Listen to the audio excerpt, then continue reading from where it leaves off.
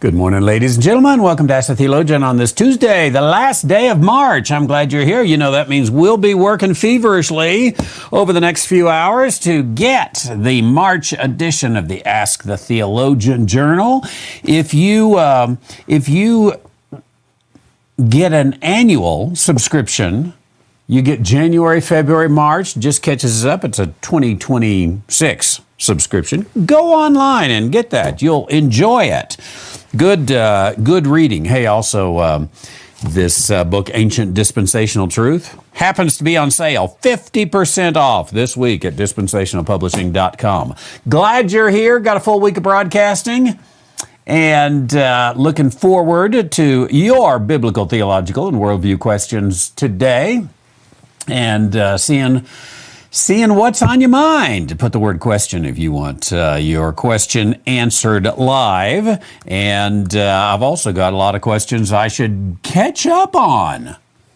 Shouldn't I? Welcome. From Taos, New Mexico to across America and around the world, I'm Dr. Randy White. Taking your biblical, theological, and worldview questions. And let's just start out. Our first question for today comes from our friend Toby in Oklahoma.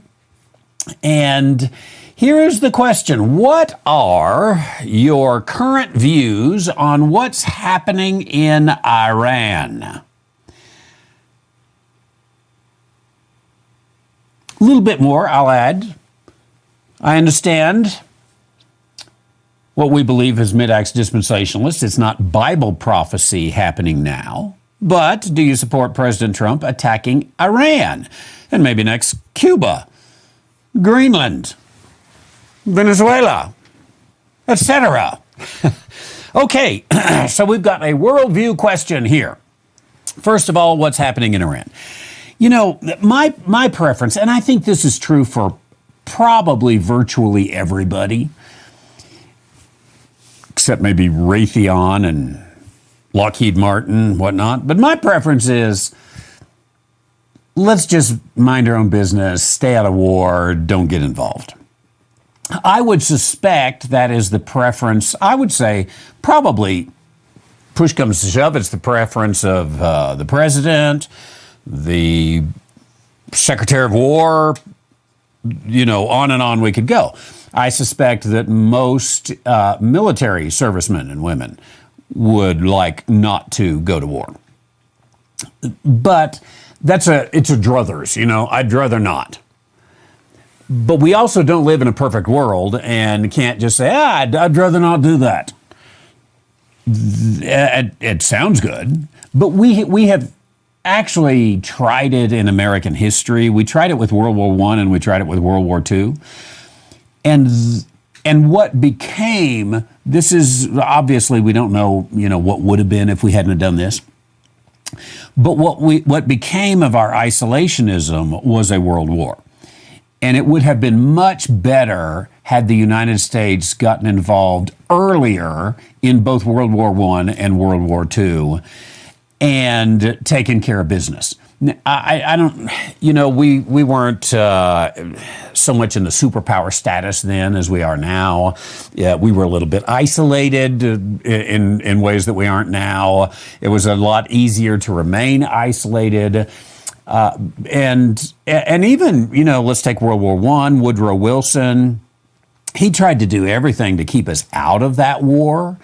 And Germany was even coaxing us into the war. They tried to, you know, make it look like, what was the name of that telegram back then? Make it look like Mexico was going to attack us in order to get us into the war, more to get us into a war with Mexico so that we wouldn't enter the war. And Wilson just kept sort of dragging his feet on it. And I'm not really a Woodrow Wilson fan, but at the same time, I'd say, okay, you know, he did not in haste enter that war. He didn't take the bait with Germany and Mexico, tried everything he could do to keep out of it. The problem was it just kept getting worse over there. And it wasn't until we entered in that we got it taken care of. It was the same with World War II. You know, we did everything we could do not to enter it, and then it was Pearl Harbor that brought us into it with Japan. And once you're in, you're in. And we took care of business, I would say, fairly quickly, relatively quickly, once we got in. Now, then we sort of learned, okay, isolationism doesn't work. Let's be more preemptive. The problem there is we maybe tried to preempt everything. Again, we don't know what would have happened if we got into World War I and World War II sooner. Would they have just been European skirmish that we went in there and took care of business? We got rid of the hellish dictators. We did it much more quickly. We helped out the Europeans, and it didn't become, let's say, the Holocaust. There's the possibility that could have happened. Now, on the flip side, let's go from the Korean War on. Excuse me, it was not a war, was it? The Korean conflict. Let's go from there on. We don't know, did our early intervention stop that which could have been catastrophic? Did we stop World War III by our interventionism? Again, the problem is we only know what did happen, not what could have happened. And we could speculate all day long on what could have happened. But since World War II, we have been much more aggressive at saying, we're going to get in early, we're going to clean it up, we're going to, and some of that has, I would say, probably worked out very well. Some of it has worked out pretty lousy, like Vietnam probably. And then a lot of it is mixed results with a lot of dead people. Now, again, the question is, was mixed results with a lot of dead people so much better than, let's say, World War III, that maybe we stopped? I don't know. So hard to tell on that issue. So I guess let me put out there what's my position on what's currently happening in Iran.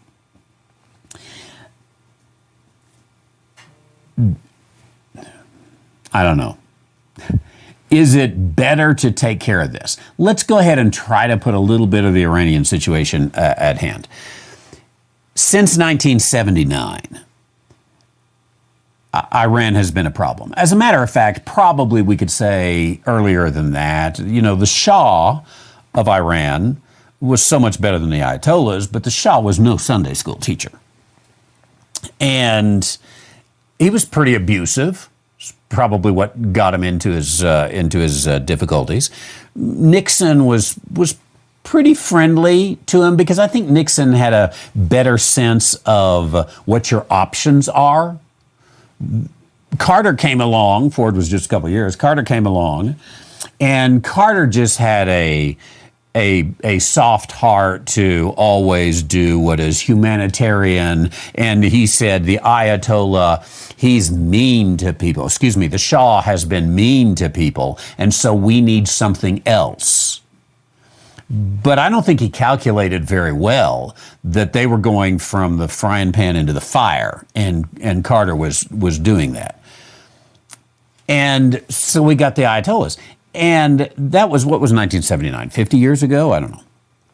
And so for nearly 50 years, we have had a terrorist, dictatorial, oppressive regime.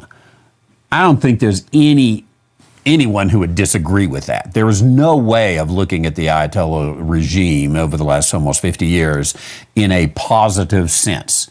It has created a hellhole called Iran, and it's been bad for every single person, been bad for the entire region. And somewhere you have to do one of two things. You can contain them, which is what I think has been the policy for nearly 50 years, is containment. But what we've learned is Iran doesn't contain very well. They become a proxy for a lot of others, and then they have their lower proxy levels like Hezbollah out there doing the bidding. So it's this this machine out there that continually is going to light a fire. Now, I think somewhere you have to say, we're not going to let you light a fire anymore. We try to do that through diplomacy. We try to do that through economic means. We try to do that, through boycotts and all the kind of stuff that take place. And diplomacy and saying, hey, y'all don't do business with them and we won't do business. All those kind of tools we have tried. We tried, saber rattling and everything else, and none of that works. So our option is not just, I tell you what, we don't get involved in Iran's mechanisms. If the people of Iran want to live under that hellish dictator that comes under the name of Islam, that's their business. Okay, that is an option. The problem is it doesn't just come to the people in Tehran are going to suffer because they're not bold enough to stand up and overthrow their government. Because it's not only going to be the people in Iran, it's going to be the people in Lebanon, it's going to be the people in Israel, obviously. It's going to be the people in Gaza who are raped and pillaged by the Iranians in a more spiritual and economic sense. It is Iran that has caused Gaza to become worse than a hellhole. And Iran creates that. So there's we say, oh, the Jews are so bad to the Gazans. Look at what the Iranians have done to the Gazans. They are the ones that raped and pillaged them. For decades, they created this. And the Palestinian Authority in Lebanon, in Syria, even getting into Europe, so much a problem that is going to be caused, and then largely through the Chinese moving along to Central and South America and the role that they play there. So it's one thing to say, oh, just let them do their business, we're not going to enter. But they are going to cause a problem every time we turn around. Now, let me shift gears just a little bit. Some of you mothers might not want to hear this. I am not so much for anti-bullying techniques. Let's talk about your precious little fourth grader. I am not so much for an anti-bullying technique.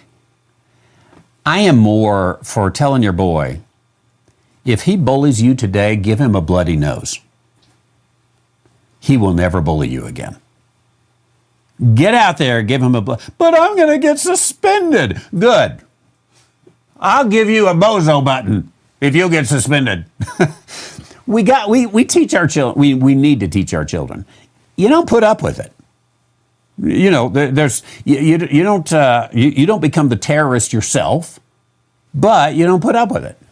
Somewhere along the way, if you've got someone who's always stealing your lunch, you have to show them, you steal my lunch one more time and you are going to regret the day you were born. And they'll get the message. And it won't take very long at all because most bullies are wimps. Truth be told, they're wimps. You scare them, they will run back with their tail between their legs. So I think somewhere along the way, we do have to say Iran doesn't just stay there and be stupid all by itself. It kills, rapes, pillages all around the world.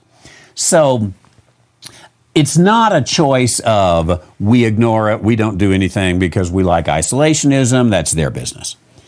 It's a choice of we take care of business or we constantly deal with them stealing our lunch. And they're never going to change there.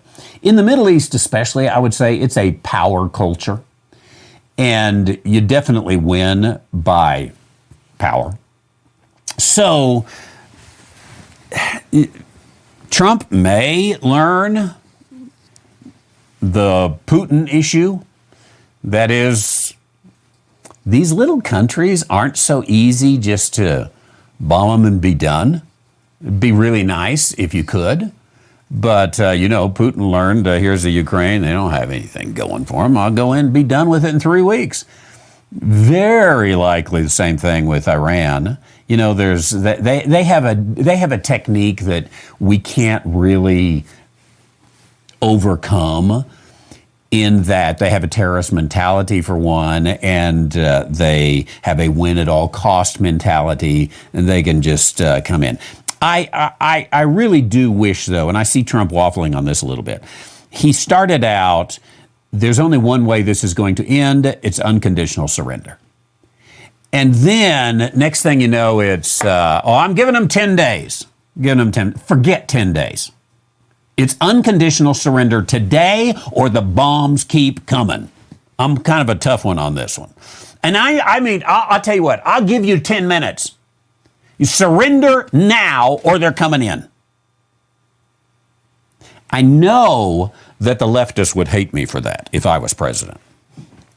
But that is the only way to win a war there. If it was a different place, Venezuela is different, Greenland is different, Cuba, I would say, is even different. Iran, I think you got to know the culture over there a little bit to say, I am not giving you one bit of opportunity to do anything other than surrender totally now. That's your option. That, or I'm sending you to hell. I guess God can do the judgment. I'll just make the appointment. Now, that's what you've got. So, there's my opinion on that. I really wish, again, I suppose everybody wishes this, but it's a fallacious world. I wish that we could just say, let's stay out of the Middle East. Let's if it was me, I'd like to stay out of Europe. I'd like to stay out of Central and South America. I'd like to stay out of Africa. I'd like to stay out of the East. Let's just do our business over here. But unfortunately, that can't happen. Thanks, Toby. I appreciate the worldview question that is there. God bless you. And let's see. I should go look at the a few comments here this morning. Got lots of good mornings going on here. Linda, that's a good word in Lexington. It would always be nice to stay out of wars, but unfortunately, that'll never happen until Jesus reigns. Yeah, amen. Unfortunately, again, wish we could have a different thought, and that'll never happen until Jesus reigns. Excuse me for the double voice there. Okay, let's move on here for our next question of the day, which comes in anonymously. It came in yesterday. And the question, what are us Christians to Abraham? Okay, I'm gonna obviously discern a little bit in that, because it's a question that I might take the wrong way. So whoever asked the question, if I didn't answer it the way you were expecting on there, send it back with a little more elaboration. But probably what we want to look at is, say, there is the Abrahamic covenant, and there is the age of grace, the body of Christ, us Christians. Today, I would say it is virtually a moot issue, because there is neither Jew nor Gentile. There is an Abrahamic covenant, but it's completely on hold. It's out there. It's going to be, a ways off. And so when we've got that, we've got the issue that we don't really have to take it. We don't really have to worry about it. So with that, then let's consider Christians with Abraham. there is not the issue that we have to say, I'm going to bless Israel because those who bless Israel are blessed, those who curse Israel are cursed. That's a covenant that is not enacted today because we're in an age of silence. We ought to look at it and say, what's the wise thing to do? What's the smart thing to do? What's in our best interest to do? That's what we're going to do. What's most God-honoring to do? Now, I happen to think that you can and ought to be a Christian Zionist because it's smart. Because here is a group of people that have basically the same mindset that we do. We often put Western civilization into Judeo-Christian thinking. So they have a Judeo-Christian worldview. We have a Judeo-Christian worldview. Why not partner up together? They have a free enterprise worldview. We have a free enterprise worldview. Why not work together on it? They have a freedom of the individual worldview. Men, women, whatever.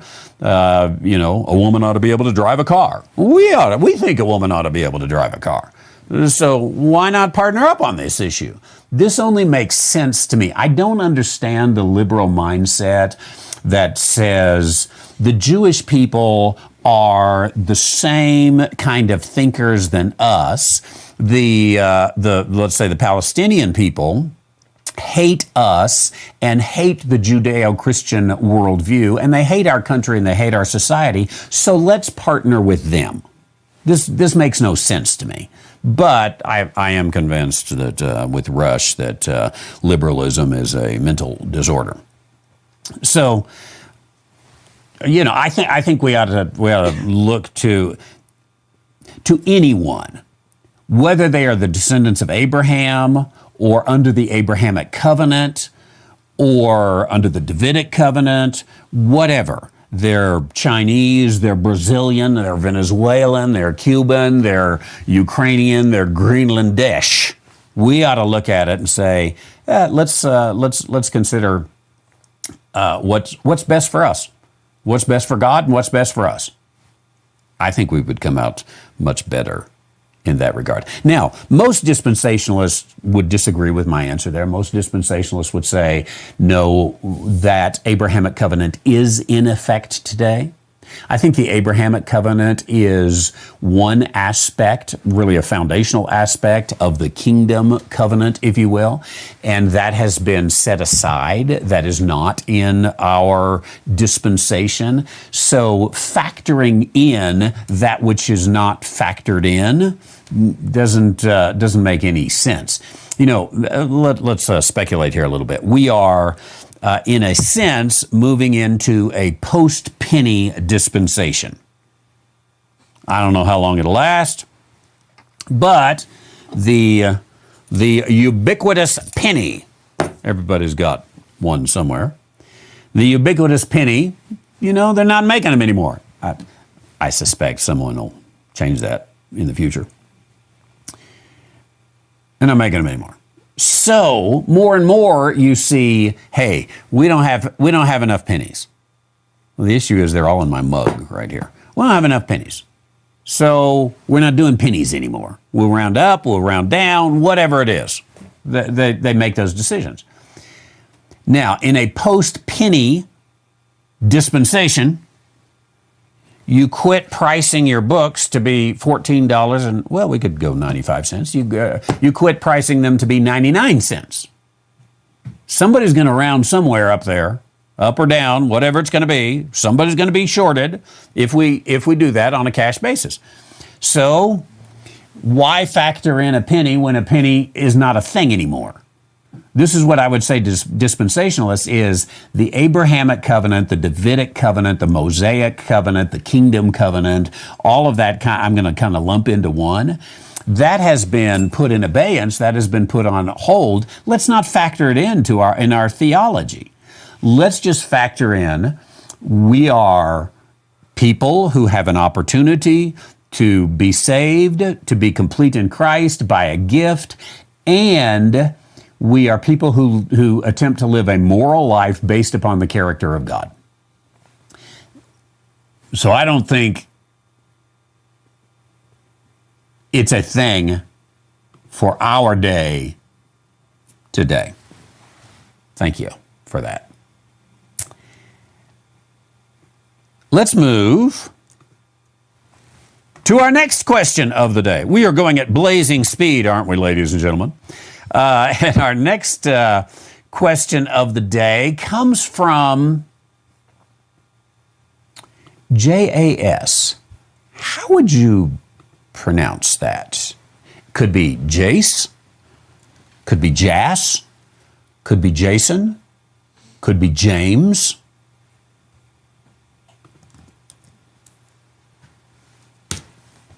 But I'm glad you're here.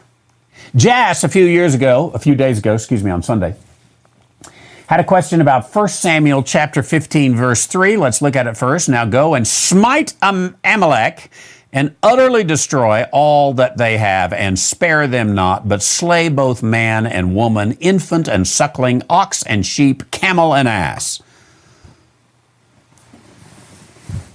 It sounds kind of like what I was saying earlier, doesn't it? Don't give them till noon. Okay, here's the question. In 1 Samuel 15:3, God allowed this to happen to these people. So what Israel did to the girls' school is okay. This is horrific to know what Israel did. Do we still support Israel? How about that? I'm getting all the Israel questions today. Okay, so God allowed this to happen to these people. I would say he didn't allow it. This is God telling him what to do. He is supposed to smite Amalek and utterly destroy them. Slay both man and woman, infant and suckling, ox and sheep, camel and ass. Take care of all of it. This is the Amalekites. Now, we would have to consider what's behind all of this? God having a bad day, God angry, or is it, Saul is stirring God to say, these Amalekites, they just keep lighting fires everywhere and we're just finally going to take care of what's going on here to do what I think we would call genocide, right? God's instruction here is genocide. What's behind it all?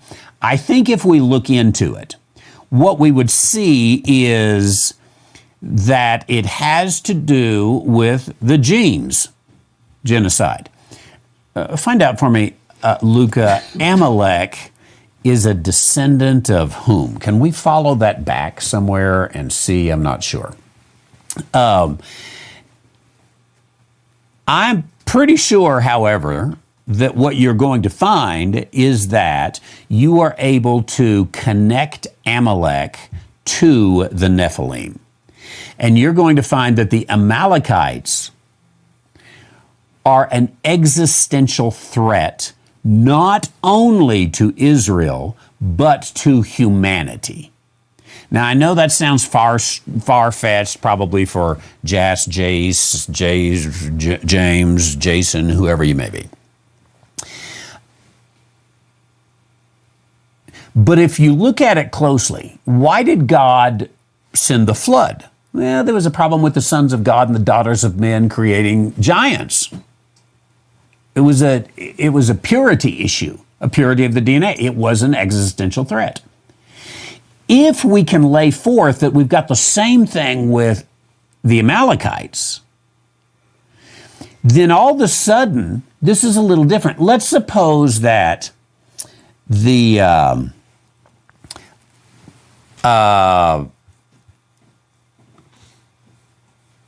hang on.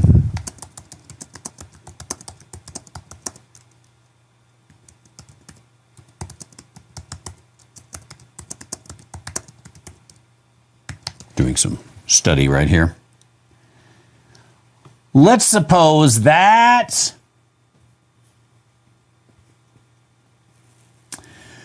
The Cletharis come. They live on Orun 9, the Cletharis. And the Cletharis from planet Orun 9 come, and they're not, let's even suppose they're not really violent people, but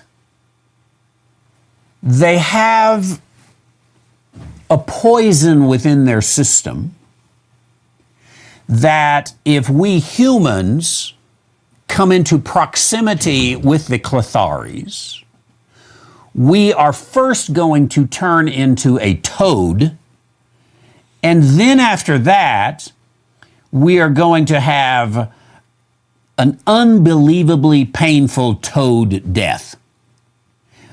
And that there is no antidote, and this is going to happen to all of humanity. Now, in that, it's a little bit of a fake situation, I realize, because Clethari is not a species and Orun 9 does not exist. I ask AI for a fake name of a fake alien from a fake planet. So, the Cletharis come in, led by Threxelvarn from Orun 9. And they're an existential threat. Humanity is not going to exist. Could it be the same with the Amalekites? I know you immediately, if you haven't studied this, you're saying, no, you just make that up. But that was the case back with the giants in Genesis chapter 6. It was an existential threat. Could the same be true with the Amalekites? In which case, then it's a completely different deal. Oh, we have got to get rid of the Amalekites because our choice is going to be humans or Amalekites. Simple as that. Humanity is not going to continue to exist because the Amalekites maybe aren't fully human. Now, I know some of you are watching this and saying, whoo, he has been in the Tao sun too long. But study through the issues. Now, Amalek, can we figure out what his descendancy is? He came from Eliphaz, Esau's son, from a concubine named Timnah. Okay. Descendant of Esau is a Canaanite.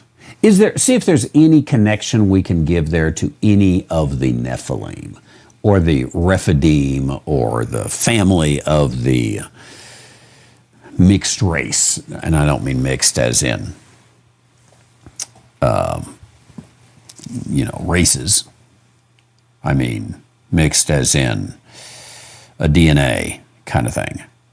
I think eventually we would get there to find the connection point to say, here's where Nephilinism came in. Now, you notice, for example, that God never said, let me pull the verse back up here. You'll never find, go and smite Egypt and utterly destroy all they have and spare them not. Man, woman, infant, suckling, ox, sheep, camel, ass, get rid of the Egyptians. He never said that for the Syrians. He never said that for the Babylonians. Why did he say that for the Amalekites? This is the issue you have to dig into. Biblically, not just, Israel was mean to some schoolgirls and therefore God is evil and we are too.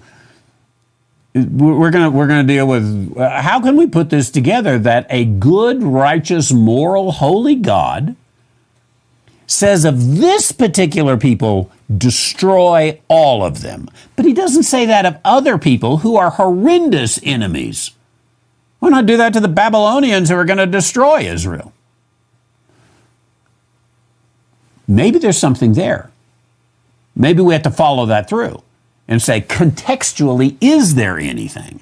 I think it's better to, let's say it takes 7,200 months to figure this out. It's okay. It's still better than trying to piece everything together by the 4 bits of information you have from today. And then you say stupid stuff if you do that. Why not dig into it and say, okay, I don't even know how to say Amalek. I don't know anything about it, but I have a firm opinion. No, take the 72 months. So 72 months is 7,200 months. I don't know. How long is that? If there's no time to come up with a good, valid, biblical position, just leave it. So, do we have any easy connection? We may not between the Amalekites, but I think you get those like Haman. Haman you can tie back to the to the Nephilim. Some of these, I think, if we followed this back far enough, we would find it. Is there any easy ones that come up there, Luca? The only thing is that it looks like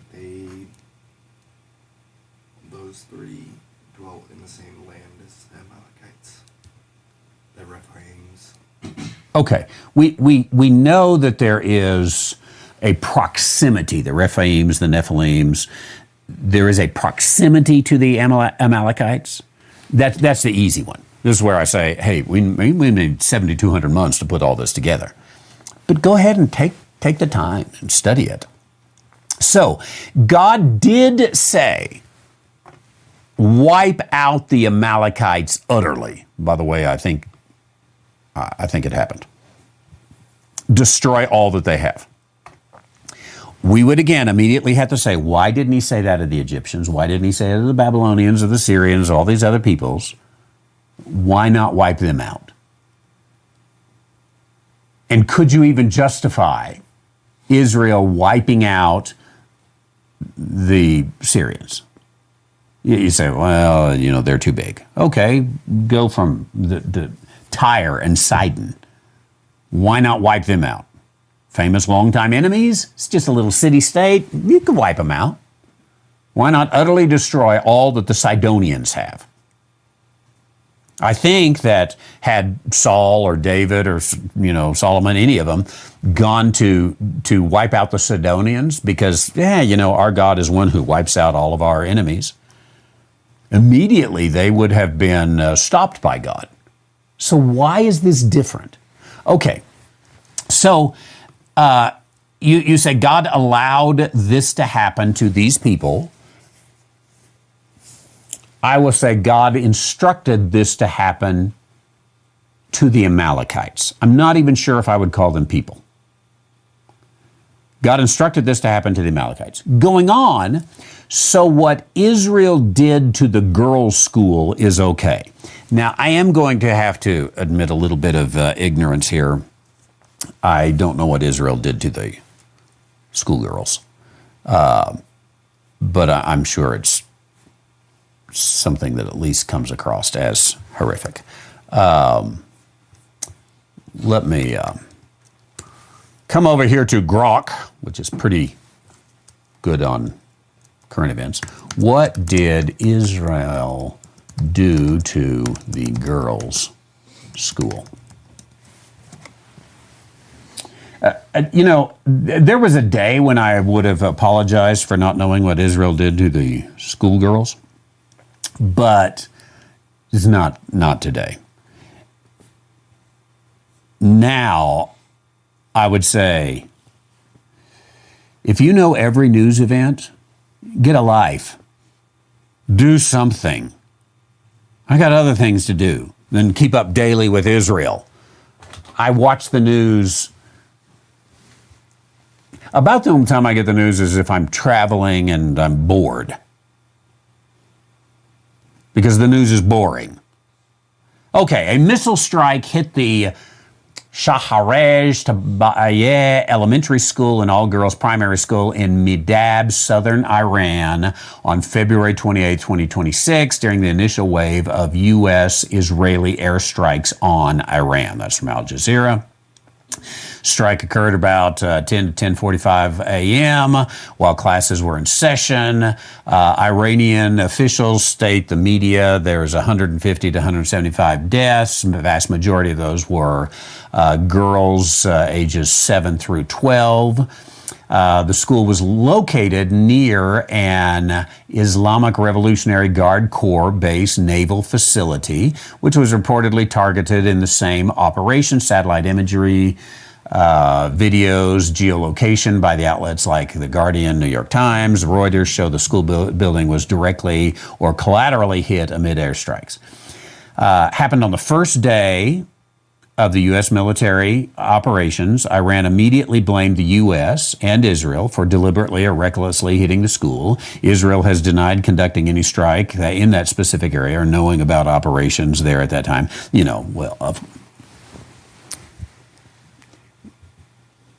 That's a military thing. Always,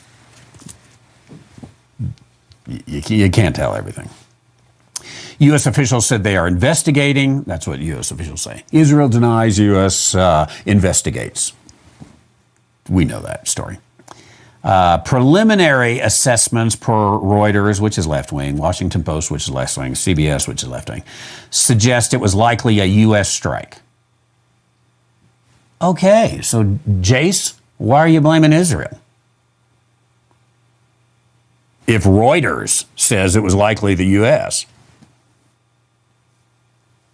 goes on, even Reuters, Washington Post, CBS, all of these are leftist organizations. So it was likely a U.S. strike, but not intentional targeting of the school. Possibly due to outdated intelligence, misidentifying the site, or collateral damage from striking near an IRGC complex. No final public conclusion has been released. UNESCO and UN experts, again, these are brainless liberals here, condemned it as a grave violation of international humanitarian law, which protects schools and civilians, especially children. Independent verification of exact numbers is limited due to restrict. So let me jump back here to the question. Can I say, Jace, with all due respect,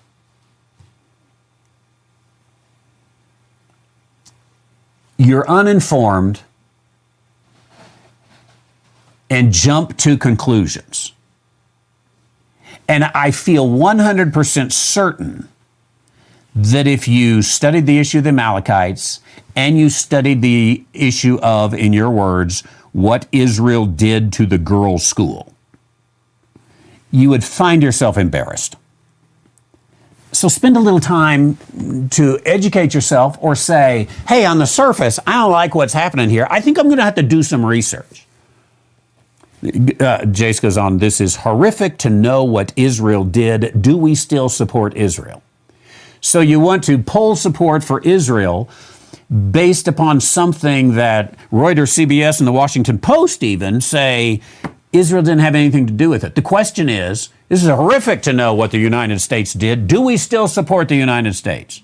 You probably don't. You were probably out last Saturday marching for the No Kings. Some days I'd kind of like a king. Be better than the U.S. Senate that we got. But anyway, you're making too many assumptions that you need to question before you just make your conclusions, because every conclusion is based upon assumptions. I don't think you've got good assumptions there. At least in my, 30 seconds of research on Grok. That's enough to tell me, I don't have to believe everything I read on Grok. I just have to say, there's more here than meets the eye. I know that girls' school was hit. There's probably a lot of dead girls, that it's right next to a Revolutionary Guard facility. I know that, Iran is not beyond putting their war material even in schools, because they'll take advantage of Western sensibilities and sensitivities. So what do? Say, what the hell Iranians rape women. I don't care. Let them rape women as long as Israel doesn't do anything bad. Let them rape and kill women. I mean, on video, let them do that. There is some balance that's got to come in there. Jace, thank you. This must be Worldview Day on Ask the Theologian. That one came in on Sunday. Okay, here we come to our next question of the day. And this one comes also anonymously, came in on Sunday. Is Satan still the accuser of the brethren? This comes from Revelation chapter 12, verse 10. Let's go ahead and pull that up and read it, first of all. I heard a loud voice saying in heaven, now is come salvation and strength in the kingdom of our God and the power of his Christ. For the accuser of our brethren is cast down, which accused them before our God day and night. Now, I think you and I would agree this is future.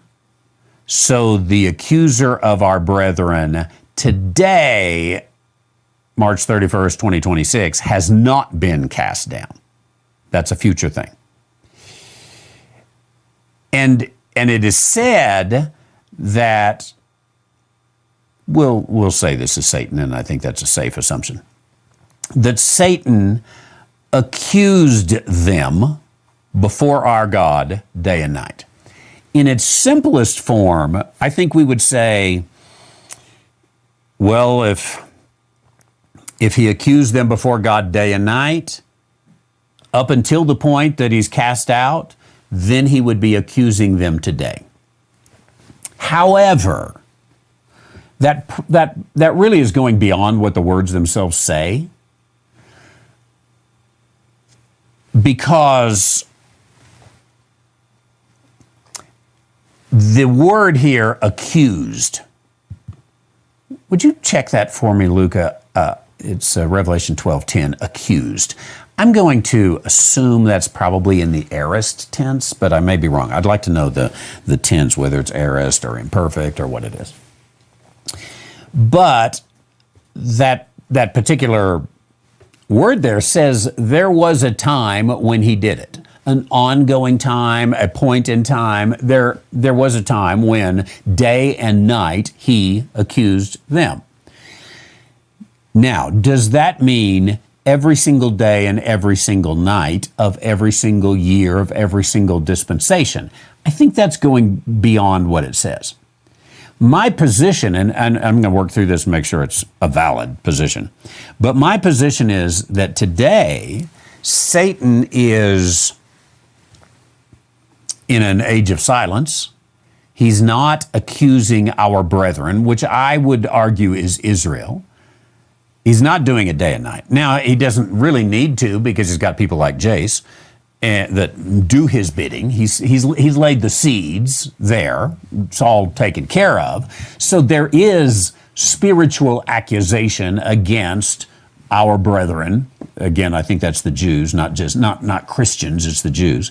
But even if it was Christians, however you want to take that, Satan doesn't need to do the accusing because you have the Washington Post, the New York Times. Somebody's going to do that. There is going to come a time when, there has been and will be a time when Satan is the accuser of the brethren day and night. He's personally doing it. Accused. What tense is that? Present active. Present active tense. Okay. So that means it is happening right now, which probably in the normal sense, and I'm sure there's a reason beyond our Greek ability right here, that King James put that into the past tense, and probably because by the time you get there, it is past tense, because now he's cast out. But in a normal sense, you'd take a present, what'd you say, present active indicative? Nominative. Okay, present active indicative nominative. Satan accused. He is the accuser, the one accusing. A nominative is it's the subject. So he's the one doing it. The accuser of our brethren, you could say. And that's how the wording of the question came in. But that is speaking of that time. Is he doing it today? I'm going to say not directly. Is he doing it today? We're in an age of grace in which there's neither Jew nor is there Greek. There's not an accusation given of direct individuals. So Satan is neither accusing our brethren, whoever they may be, nor is he accusing me, nor is he accusing you. And even if he was, there is a gift by grace through faith. You can be right with God, even if you're guilty of all the accusations. It just doesn't fit the dispensation that we have today. So after the rapture, I think we would have to say, that certainly is going to come about, and Satan is going to begin his work in full, being the accuser of the brethren. I wouldn't really put it to our dispensation here today in that immediate kind of sense. Thank you. Thank you very much for the question there. Appreciate that.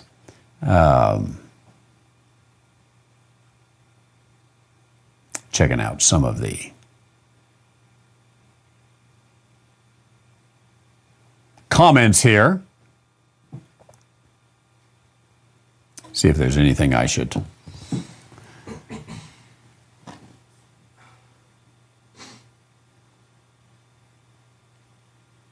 There's a good word about Grok, about AI, not just Grok. I usually have to ask 3 times to actually narrow down the truth. Anytime you get an answer from AI, you should argue with it a bit, to push it here, push it there. AI is very conducive to your personality, first of all. If it knows you at all, it's going to give you what you want to hear. And push back on that a little bit, try to get the full situation there.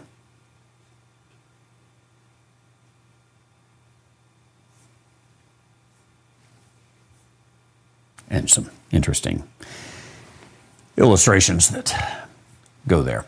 Okay, let's move on for our next question of the day.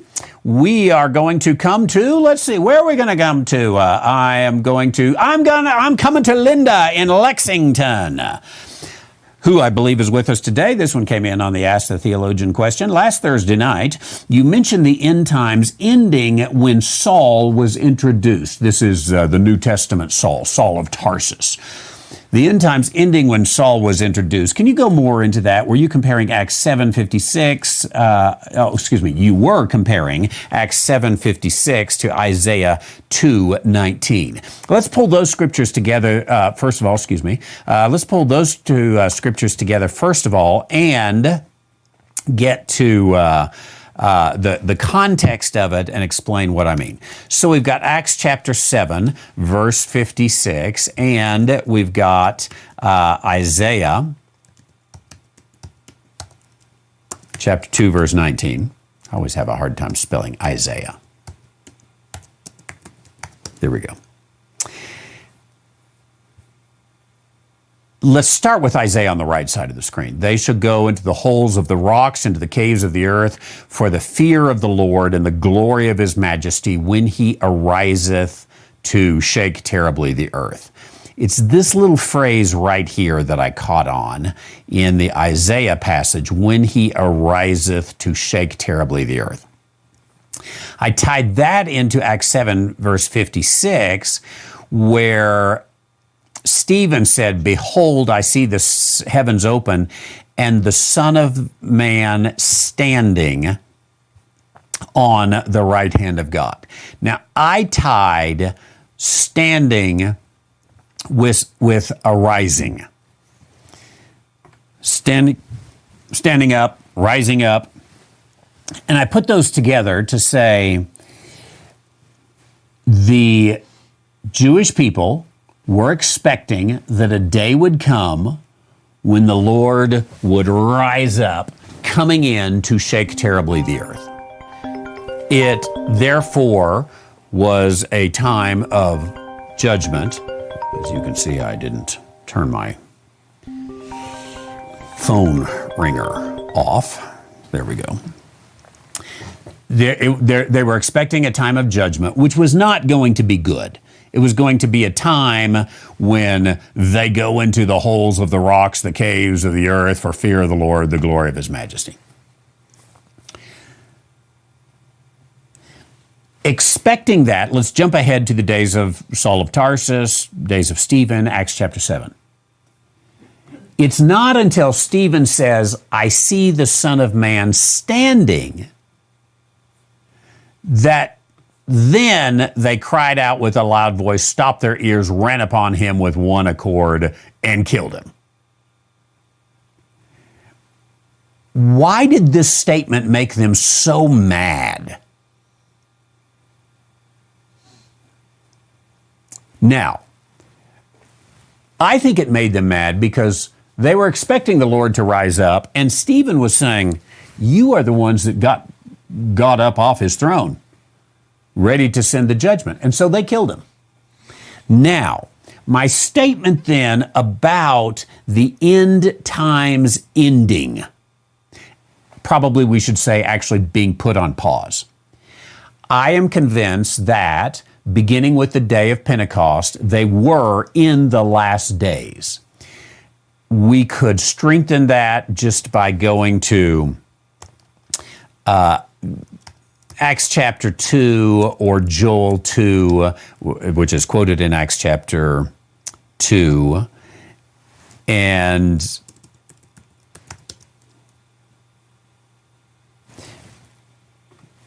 Joel 2:28, it shall come to pass afterward that I will pour out my spirit upon all flesh. Your sons and daughters shall prophesy. Your old men shall dream dreams. Your young men shall see visions. I'll show wonders in heaven upon the earth. The sun shall be turned to darkness, the moon into blood, before the great and terrible day of the Lord come. This all happens before the great and terrible day of the Lord come. So once it begins to happen, and that's what we have with the day of Pentecost in Joel 2:28, you are in the last days. So they enter into the last days. I think we could find plenty of evidence that they thought they were in the last days as well. They're in the last days. But the Lord in Acts 7:56, he's ready to take on the judgment that comes in those last days. And the people of Israel who haven't accepted him, they can go hide themselves in a hole in a rock and be ready to die. I see the Son of Man standing at the right hand of God. Okay, they kill him. I think the Lord's ready to come down. He's ready to take care of business.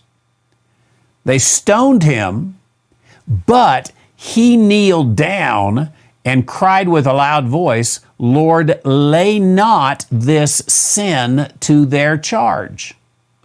Now, there's something unique about this. Luca, I'm not sure if you can find it or not because it's a little bit of nuance in the language. Something in the lay not this sin to their charge has the sense or the idea of saying sit down. See if you can find what that is for me. I've studied it in the past and it's been too long. I've forgotten what it was. But in a sense, Stephen is begging God, sit down, don't bring the judgment now. And I think God answers his prayer. He says, okay, it's a display of prophetic contingency, by the way. And he says, okay, I'm not going to lay this sin to their charge. I'm going to sit down. And I'm going to do something different with this guy, Saul of Tarsus. I'll just pivot and I'll go to a different plan. One that's been I've had it here in the pocket, but I'm going to now bring it out. It's been unrevealed up to this point. And he prepares to do just that with the Apostle Paul. So that effectively ended the last days. What we live in is not the last days. What we live in is this mystery dispensation, the dispensation of the grace of God. When we're picked up out of here, the last days that started there immediately begin again. And there you are in the last days. So there's the last days past, the last days future. The last days past was put on hold. The last days future obviously is yet to come. We're in the dispensation of the grace of God, which is not prophesied. It has no timing to it. There's no way of knowing. Are we at the end of it? Are we not at the end of it? In fact, I would say a lot of it is contingent upon the behavior of the Gentiles and what comes about there. Did you find what I was referring to or not? Word histemi. Histemi. And that here is translated as what? Lay not? That's set. Yeah. Yeah. Okay. So histemi is the word for stand. It's the same, I'm sure. Check Acts 7:56, the Son of Man standing. I suspect that it's histemi also. So you've got standing, histemi. It's a standard word for standing, and it's often used for. It is some nuance to the word, definitely, but it's the word for standing, or even putting that right there for let's all rise, that kind of thing. And so you've got histemi there, right, in 7:56, and then you've got the negative of it, lay not this sin. This lay not is antihistemi, like antihistamine. Comes from the same in Greek, by the way. Don't let this stand. Don't let this stay. Take this away.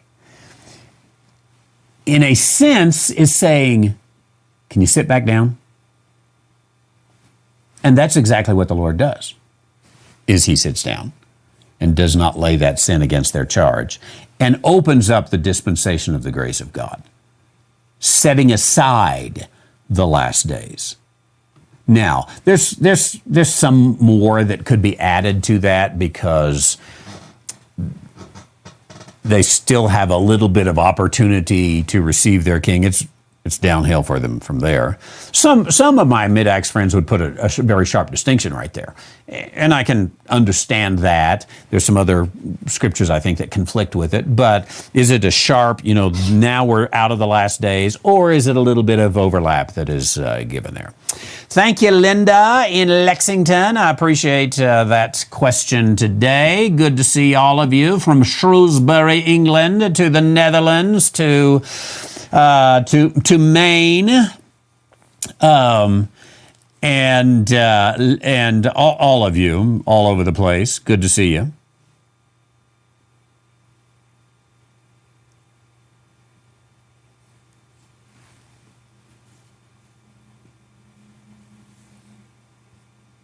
Charles, that's an interesting question. I don't know the answer. I have to do a little genetic research for Charles's question that came in today. It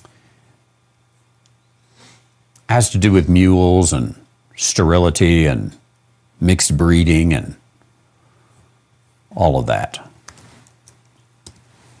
So I tell you what, Charles, I'm going to put that in for tomorrow. And I have just done it. And maybe by tomorrow I can see, I know you can interbreed some without leading to sterility, but I don't remember what it is. Clearly it wasn't sons of God and daughters of men because they had more than one generation. I'm going to see if I can make an illustration of that goes a little bit beyond.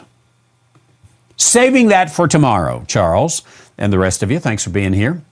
today. Again, looking forward to all week of broadcasting. We'll be putting together the March edition of the Ask the Theologian Journal. You can get Ecclesiastes. You can get Luca's good book right there, The Triune Nature of God and Man, all available at Dispensational Publishing, plus a sale on 50% off Ancient Dispensational Truth. Just all sorts of good, fun stuff there. Thanks for being with us here. I look forward to seeing you again real soon.